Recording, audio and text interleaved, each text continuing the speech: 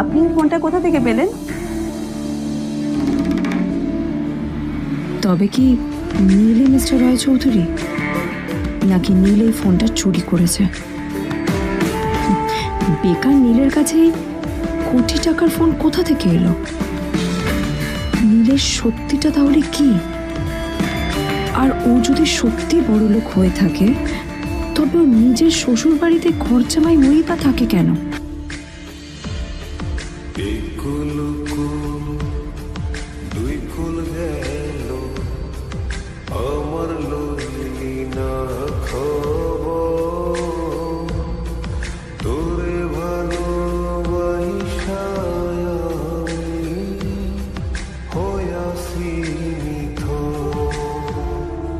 কটা বাজে রে? আমার খুব লেট হয়ে গেছে বুঝলি। তোরা খেল, ঠিক আছে? তোরা খেল, আমি আসছি।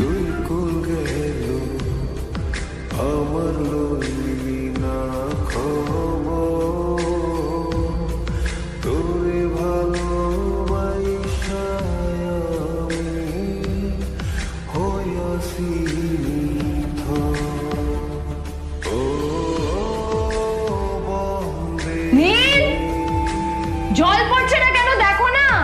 নীল, নীল, নীল কোথায় গেল? নীল,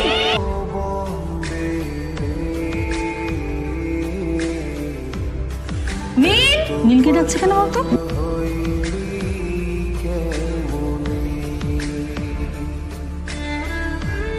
তোমাকে কিছু বলে গেছে নীল? হ্যাঁ, কোথায় গেছে? না, আমি ওর কোনো খোঁজ খবর রাখি না। না, একটা কথা মনে হচ্ছে, ওকে না এবার একটু শীতে করতে হবে। একটা কাজে যদি আসতো ছেলেটা, যখনই কোনো কাজের কথা বলি ভ্যানিশ হয়ে যায়। আমি ওকে বলেছিলাম R&B গোল্ড এন্ড ডায়মন্ড থেকে আমার সেটটা নিয়ে আসতে, আনেনি। আজকেও ভালো করে অফিসে নিয়ে যাবো, ভ্যানিশ হয়ে গেল। কোথায় গেল কে জানে। আমার ভাগ্যেই জুটেছে এরকম একটা ছেলে।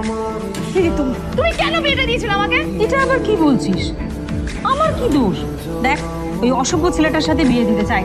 যা করেছে তোর বাবা করতে, এটা আমার কোনো দোষ।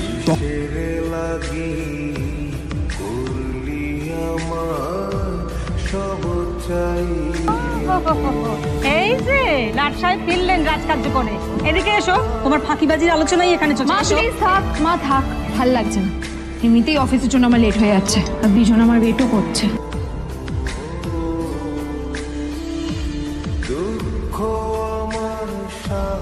আরে যে এই ছেলেটার মতো আর একটা ফাঁকিবাজ না তুমি পাবে না। তুমি কেন দাঁড়িয়ে আছো? এই যে শোনো শোনো শোনো শোনো, দাঁড়িয়ে আছো কেন? তোমাকে আমি বলেছিলাম R&B গোল্ড ডায়মন্ড তোমার সেটটা তুলেছো, তোলোনি তো। এইটা চাই না আমার। তুমি আমার সাথে অফিসে যাবে, ফেরার পথে তুমি সেটটা নিয়ে আসবে।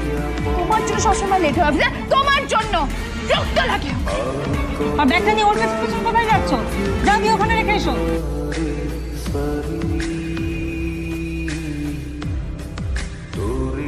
চত্ব সব অপদার্থ।